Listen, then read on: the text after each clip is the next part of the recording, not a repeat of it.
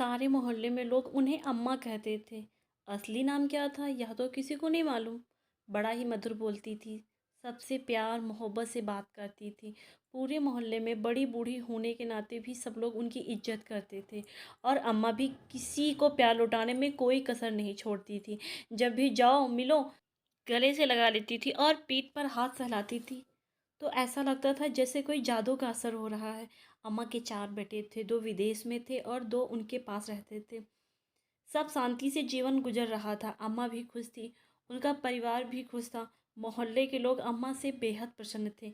एक दिन अचानक आवाज़ आई, अम्मा ख़त्म हो गई। मैं घर पर ही था। आवाज़ सुनकर अम्मा के घर की ओर दौड़ा। देखा अम्मा ज़मीन पर लाई जा चुकी थी और उनकी दोनों बहुएं आपस में कुछ झगड़ा कर रही थी। मेरे कानों में आवाज़ सुनाई दी, पूरी 6 तोले की चूड़ियाँ थीं, तूने कैसे ले ली? अम्मा तो मेरे पास रहती थी। दूसरी तरफ से शायद छोटी बहू थी जिसका कड़वाहट से भरा हुआ उत्तर था, तुम्हारे पास रहती थी तो क्या हुआ? थी तो हमारी अम्मा। चूड़िया पर तो हमारा भी हक बनता है, आखिर रहती तुम्हारे यहाँ थी मगर खाना तो हमारे यहाँ खाती थी। नतीजा यह निकला कि अम्मा बेचारी जमीन पर पड़ी हुई अपनी बेकदरी होते हुए देख रही थी। मरा हुआ आदमी क्या देखता है? आंखें मूंदी हुई थी, ना कुछ सुन सकती थी, ना बोल सकती थी, ना बच्चों को समझा सकती थी। अगर अम्मा जिंदा होती तो कहती, ऐसी चूड़ियों से जो घर में आग लगा दे, जंगल में फेंक आना ज़्यादा अच्छा है। सुबह की मरी हुई अम्मा दोपहर के 2 बज गए। गर्मी का मौसम था, शरीर से दुर्गंध आने लगी। सारे मोहल्ले वाले इकट्ठा हो गए, कहने लगे, भाई अब इन्हें शमशान घाट ले जाने का इंतज़ाम तो करो। दोनों बेटे ठहरे जोरू के गुलाम।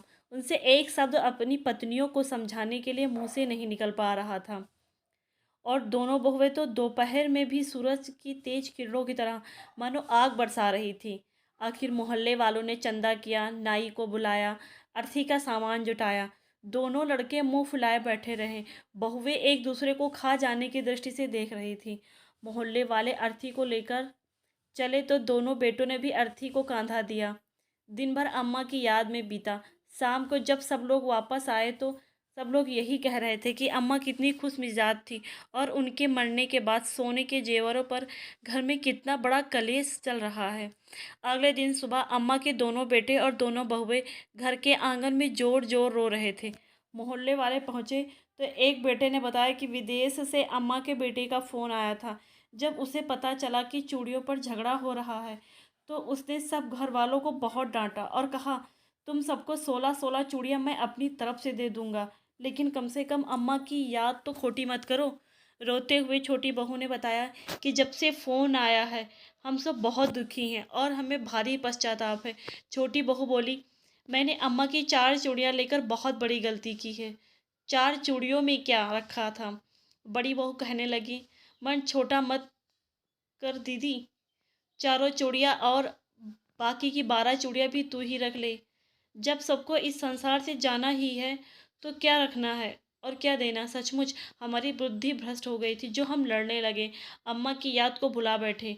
मोहल्ले के बुजुर्ग दीना भाई ने अपनी आंखों से निकलते हुए आंसू को पोंछते हुए कहा, कोई बात नहीं बच्चों, सुबह का भूला अगर शाम को घर वापस आ जाए तो उसे भूला नहीं कहा जाता।